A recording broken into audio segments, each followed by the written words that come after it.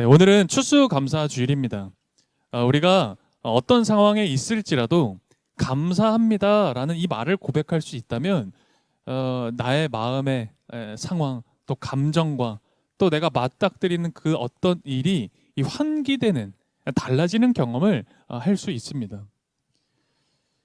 수요 시심에서 함께 나눴듯 이 말의 힘과 중요성은 언제든 강조해도 지나치지가 않습니다. 왜냐하면 이 말을 길들일 수 있는 사람이 없기 때문이죠. 그런데 이 혀를 길들일 수 있는 한 가지 방법이 저는 있다고 생각해요. 그건 하나님께 그리고 사람들에게 감사합니다, 사랑합니다를 고백할 수 있다면 이 말과 혀를 길들일 수 있지 않을까라는 생각을 해봅니다. 우리가 그런 고백이 가능할 때 우리 삶의 변화도 경험하게 될 줄 믿습니다. 주중에 이제 말씀을 보고 묵상하고 준비하는데 거의 매일같이 반복해서 들었던 찬양이 있어요. 여러분들 좀 의아하실 수 있어요. 제가 찬양을 안 듣는다 하는데 주로 안 듣는 거지 진짜로 안 듣는 건 아닙니다. 한 곡을 이렇게 반복해서 이번 한 주는 좀 들었던 것 같아요. 특별히 그 찬양의 가사가 제 귀에 또 마음에 많이 남더라고요. 그래서 제가 찬양 가사를 좀 읽어 드리려고 해요. 이런 가사였습니다. 원수로부터 나를 건지사 모든 두려움 사라져. 두려움에 멍에 벗네. 난 주의 자녀라. 두려움에 멍에 벗네. 난 주의 자녀라. 이 찬양 아세요? 두려움에 멍에 벗네라는 이 찬양입니다. 제가 이 찬양을 한 주 동안 계속 반복하면서 들었던 것 같아요. 제가 이 찬양을 들으면서 느낀 어떤 감정, 생각은 이런 거였어요. 내가 두려워하는 게 이렇게 많았구나. 특별히 이번 한 주 이제 추수감사주의를 준비하는 한 주였는데 저는 나에게 걱정이나 두려움이 훨씬 더 많았구나. 감사가 부족했구나. 이 찬양을 들으면서 새삼 제 자신을 많이 돌아봤던 것 같아요. 제가 목사다 보니 늘 말씀을 전하고 또 이야기를 나누면서 성도님들에게 그렇게 얘기를 합니다. 걱정하지 마세요. 염려하지 마십시오. 주님 의지하십시오. 그래야 걱정 안 합니다. 이런 얘기를 사실 늘상 하는데 실은 저 역시도 걱정하고 염려하고 두려움 가운데 있었구나. 이런 것들이 이 찬양을 듣는데 부끄럽게도 여실히 드러나더라고요. 우리들은 살아갈 걱정과 염려가 참 많습니다. 사실 매일매일 매 순간순간 살아갈 걱정이 가득하죠. 그래서 그 걱정과 염려, 두려움이 커지면 억지로라도 무리를 해서라도 뭔가를 채워 넣으려고 하고요.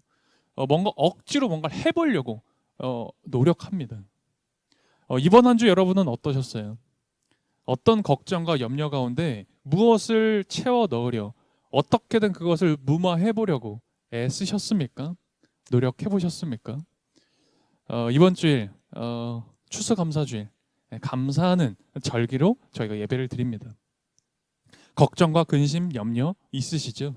그런데 오늘 이 시간 그것들 주님 앞에 내려놓을 수 있었으면 좋겠어요. 그리고 감사할 수 있는 오늘 이 예배 되었으면 좋겠어요. 적당히가 아니라 전심으로 말이죠. 제가 전에 이렇게 농담 삼아 이제 그런 얘기 드린 적이 있습니다. 저희 아내가 계속 화분을 결혼 때부터 시작할 때부터 계속 화분을 키웠는데 계속 화분이 죽어 나간다. 여지없이 죽어 나간다. 절대 죽지 않는다고 그렇게 보통 표현하는 수특기마저도 죽어 나가는 그런 이제 우리 집의 환경이다. 그런 이야기를 농담 삼아 하면서 근데 죽지 않고 잘 자라는 화분들이 있어서 제가 너무 놀라워서 소개를 했던 적이 있습니다. 아마 기억나실 텐데 그게 벌써 한 1년 정도가 됐더라고요. 그 이야기를 한 지가. 그 화분 혹시 아직 살아나와 있을까요? 1년 정도의 시간이 지났는데 아직 살아 있을까요? 제가 그래서 그 화분 사진을 제가 좀 찍어 왔습니다. 다시. 엊그저께 사진을 찍었어요. 잘 살아 있습니다. 잘 살아 있어요. 선인장도 살아 있고 뒤에 있는 화분들도요. 잘 살아 있어요. 너무 다행히. 얼마 전에 제가 이렇게 뭐 움직이다가 저기 선인장을 부러뜨릴 뻔한 적이 있었는데 다행히 부러지진 않아서 살아 있습니다. 네. 이 화분을 이제 이번 주에 이제 이렇게 거실에 앉아 있다가 멍 때리면서 이렇게 보고 있었어요. 그래서 우리 아내가 그래도 이렇게 물 주는 모습 제가 가끔 보거든요. 그래, 물도 주면서 잘 살아 있구나. 여전히 이 작은 생명들이 감사하게 살아 있구나. 그런 생각을 하면서 오늘 이제 추수감사주일이다 보니까 그런 생각을 했습니다. 이런 식물들 혹은 이런 농작물들을 키우는 이 농부가 떠올랐어요. 추수감사주일이잖아요. 생각을 해보니까 그렇습니다. 농부가 농작물을 심죠. 땅을 파고 씨를 뿌리고 흙을 덮습니다. 물을 주고요. 그런데 농부가 과연 이 작은 씨앗이 어둠 속에서 땅을 뚫고 올라올 수 있을까? 아마 그 첫 마음은 좀 조심스러운 마음이 있을 것 같아요. 왜냐하면 이 농부가 아무리 좋은 땅을 준비해주고 아무리 물을 주고 거름을 줘도 그 씨앗을 피어나게 할 수는 없기 때문이죠. 그런데 시간이 흐르면 어느 날 씨앗은 땅을 뚫고 싹을 내어놓습니다. 우리 인간의 눈으로는 보이지 않아요. 하지만 그 땅 속에서, 어두운 그 땅 속에서 어떤 일이 벌어진 거죠. 땅 위로 솟은 어린 싹이 과연 또 자랄 수 있을까? 걱정이 될 수도 있겠지만 이 경험이 많은 농부라면 만물이 이 어린 싹이 잘 자랄 수 있게 돕고 있다는 것 알고 있습니다. 가끔 하늘에서 떨어지는 빗방울은 좀 굵을 때가 있어요.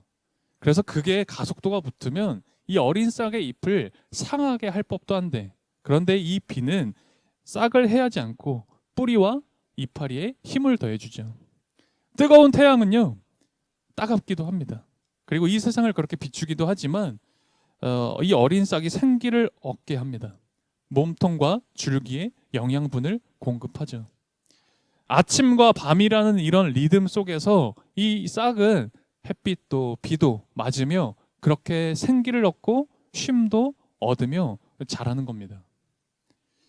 씨를 뿌리고 물을 줬던 그 농부가 그 싹이 틔워지고 자라고 열매를 맺는 걸 보면서 깨닫게 되는 사실 한 가지가 있습니다. 너무나 분명한 사실이죠. 그럼 뭐냐?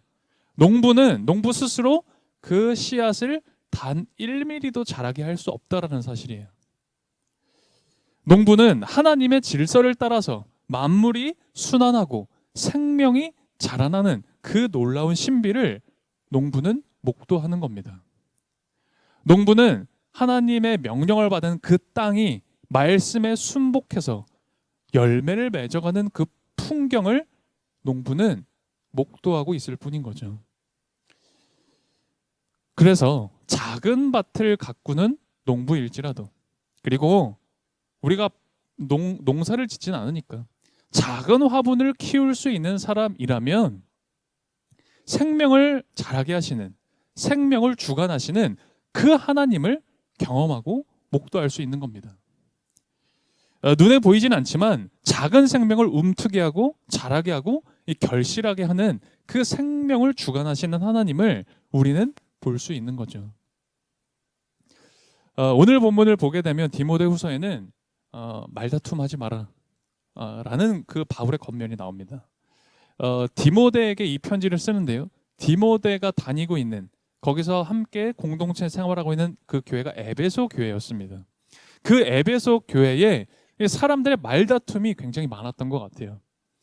수요일 본문을 보게 되면 그들의 이름도 언급이 되어 있죠. 후메네오와 빌레도라고.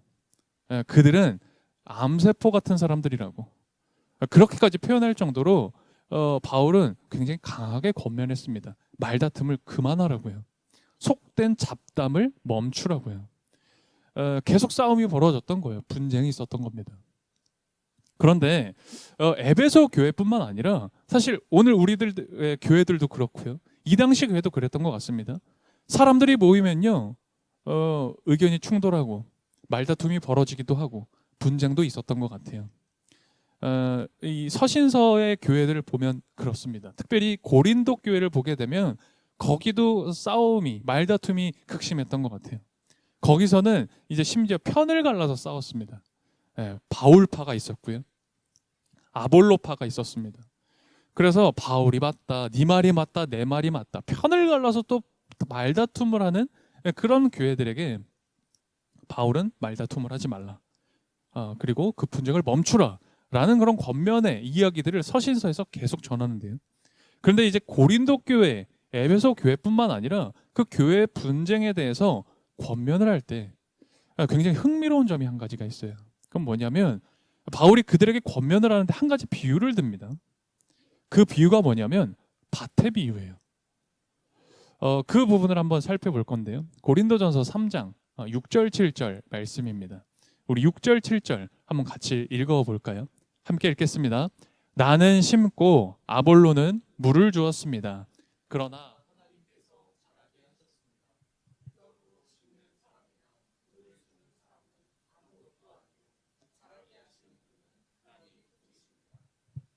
아멘. 아직 어린아이와 같은 믿음의 사람들은 이 생명을 자라게 하시고 생명을 주관하시는 하나님을 보지 못합니다. 왜냐하면 육에 속한 사람이기 때문이죠. 이 육에 속한 사람이다 보니까 오로지 육의 방식으로 삽니다. 인간의 방식대로만 생각하고 판단하고 보는 것이죠. 눈에 보이지 않는 하나님보다, 내 눈에는 절대 보이지 않는 그 하나님보다 지금 내 눈앞에 보이는 사람과 상황, 그것이 더 확실하잖아요. 그것이 더 선명해 보입니다. 보이지 않는 하나님, 가늠이 안 됩니다. 하나님이 도대체 보이지가 않으니까 이해가 되지 않습니다. 그래서 하나님을 믿는다는 게 어때요? 막연합니다. 늘 막연해요. 그런데 눈에 보이는 사람, 당장 내 눈앞에 보이고 만져지는 그 사람과 상황, 그 현실은 어때요? 나에게 안정감을 줘버리는 거죠. 나는 거기서 안정을 누립니다. 보이지 않는 진리를 믿는 것보다 보이는 현상을 따르는 게 우리한테 쉬워요. 보이지 않는 하나님의 마음을 자꾸 헤아리라는 거예요. 계속 그러잖아요. 저도 그렇고 교회에서 무슨 얘기 들어요. 보이지도 않는 그 하나님의 마음을 알아야 된다는 거예요. 그걸 헤아리는 일들보다는 내 눈앞에 보이는 우상을 섬기는 것, 그게 더 좋은 거죠. 그게 더 쉬우니까. 이렇게 육의 방식만을 따라서 살아가는 것이 바로 인간의 슬픔인 겁니다. 애굽을 나온 출애굽한 이스라엘 백성들, 우리가 그 이야기 너무 잘 알잖아요. 출애굽한 이스라엘 백성들이 분명한 하나님의 손길과 인도를 따라서 광야를 도착했습니다. 이제 가나안 땅을 가려고 그 광야에 도착했을 때 광야라는 그 현실, 하나님께서는 가나안으로 인도해 주시겠다라고는 했지만 내 눈앞에 당장 보이는 그 광야의 현실, 막연하고 너무나 두렵고 불안함 속에서 이스라엘 백성들이 무엇을 만들어내죠? 금송아지를 만들어냅니다. 내 눈앞에 보이는 하나님을 만들어냈던 것이죠. 이스라엘 백성들의 이야기입니까? 아니죠. 오늘 나의 이야기 아닙니까? 이 눈에 보이지 않는 하나님을 믿는다는 건요, 내 생각과 내가 바라보고 그렇게 판단해서 그렇게 내가 세상을 인식하고 상황을 인식하고 사람들을 인식해 나가는 그 방식으로 살아가는 우리들에게는 보이지 않는 하나님을 따른다는 게 너무 어려운 일입니다. 우리가 그렇게 살아간다면 하나님을 믿는 일이 너무 어렵다는 거예요. 그래서 우리가 믿음을 갖는다라는 말은 뭐냐면, 여러분과 제가 믿고 주님을 따른다라는 말은 내가 가진 이해, 내가 가지고 있는 경험의 지경을 넘어서서 보이지 않는 하나님께로 나아간다라는 의미입니다. 마치 그런 거예요. 땅속에 씨앗을 심어놨으니 보이지는 않습니다. 내 눈으로 확인은 안 됩니다. 그러나 그 씨앗은 끊임없이 성장하고 있죠. 그래서 그 어둠을 뚫고 싹을 틔우잖아요. 마찬가지예요. 하나님은 내 눈에 보이지는 않습니다. 그러나 모든 것의 근원이신 분, 모든 생명의 근원이신 분이 하나님이라는 것을 알고 깨달을 때, 그럴 때 내 눈앞의 현실에만 집착하지 않을 수 있다는 거예요. 보이지 않는 하나님이 분명히 계시다는 걸 믿게 되면 내 눈앞의 현실에만 얽매이는 게 아니라 그것을 넘어선 진실, 그 진리를 마주할 수 있다라는 거죠. 근데 목사님, 그걸 어떻게 마주할 수 있습니까? 어떻게 보겠습니까? 그걸 어떻게 볼 수 있는 겁니까? 목사님은 보이십니까? 아마 그런 질문들 있으시겠죠. 우리는 눈으로만 봅니다. 저 역시도 눈으로만 보고 여러분도 눈으로 보고 판단합니다. 그런데 우리 신앙은 역설이 있어요.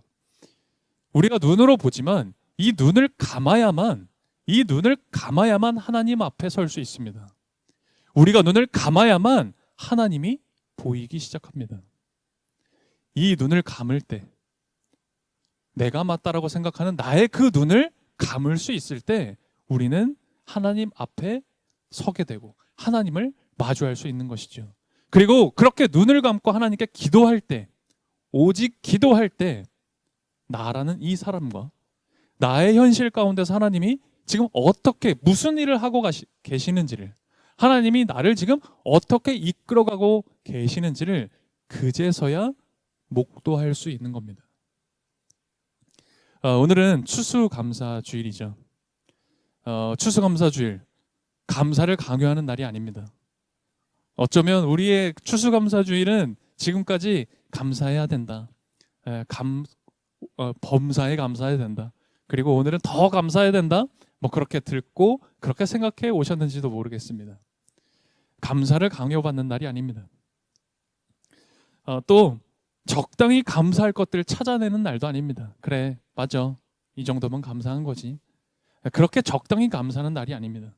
온전히 전심으로 그리고 진심을 다해서 감사하는 날이 바로 이 감사절, 감사 예배죠. 그런 의미로 생각해 본다면 기도라는 것은 여러분과 저를 진짜로 감사하는 길로 이끌어갑니다. 왜냐하면 이 농부가 그 땅에 심기운 싹이 어떻게 자라는지 볼 수는 없지만 그 싹을 틔운 걸 발견하고 그리고 그 싹이 열매를 맺는 걸 발견하듯이 우리가 눈을 감고 기도할 때에 내가 보는 것들을 다 차단하고 눈을 감고 기도할 때에 그때에 생명을 자라게 하시는, 내 생명을 주관하시고 모든 것을 주관하고 계셨던 그 하나님을 그제서야 목도할 수 있기 때문이죠. 한 주 동안 내 눈에 보이는 것만 쫓아오셨습니까? 아마 그러셨을 거예요. 저도 그랬거든요. 그런데 우리가 이 추수감사주일, 내가 눈으로만 쫓아왔던 것들을 잠시 멈추고 내 눈을 감고 하나님을 쫓을 수 있었으면 좋겠습니다. 그리고 그곳에서 정말 하나님을 마주하는 그 감사함과 기쁨이 우리 모두에게 있었으면 좋겠습니다. 우리 시간 함께 두 눈을 감고 기도드리겠습니다. 이 시간 우리가 눈을 감고 기도할 때, 하나님을 찾고 하나님께 나아갈 때 하나님께서 생명의 근원이시고 내 존재의 이유가 되심, 우리가 마주할 수 있기를 원합니다. 우리 눈에는 보이지 않지만 내가 하나님 앞에 서게 됩니다. 그리고 그런 기도를 할 때 우리는 눈에 보이는 현실에 얽매이지 않고 진실을 마주할 수 있습니다. 오늘 우리의 기도가 그러한 기도 되기를 소망합니다. 하나님께 나의 마음을 이야기하십시오. 두 눈을 감고 하나님을 바라보는 그 감사한 마음으로 기도를 드리십시오. 그때에 보이지 않았던 것들이 보이고, 보이지 않았던 하나님이 보이기 시작하고, 보이지 않았던 그 문제들이 답이 보이고, 보이지 않던 내 마음의 상처가 회복되기를 우리 그렇게 바라며 함께 기도드렸으면 좋겠습니다. 우리 조용히 묵상으로 간절히 기도하며 나아갑시다. 주님, 보이는 것만 따르고 쫓던 저희가 눈을 감습니다. 그리고 보이지 않는 하나님의 이름을 부르며 기도드립니다. 심고 물을 주고 기다리는 이 기도 시간, 생명을 자라게 하는 하나님을 목도하게 해주십시오. 그리스도 안에서 기도하는 이 시간, 어린아이와 같은 우리의 믿음 더욱 자라날 수 있도록 인도해 주십시오. 생명의 근원이신 하나님께 우리 정성과 마음을 담아드립니다. 드린 손길 또 그 삶에 더욱 감사가 넘치게 하시고 보이지 않는 하나님을 마주할 수 있도록 인도해 주십시오. 예수 그리스도의 이름으로 기도드립니다. 아멘.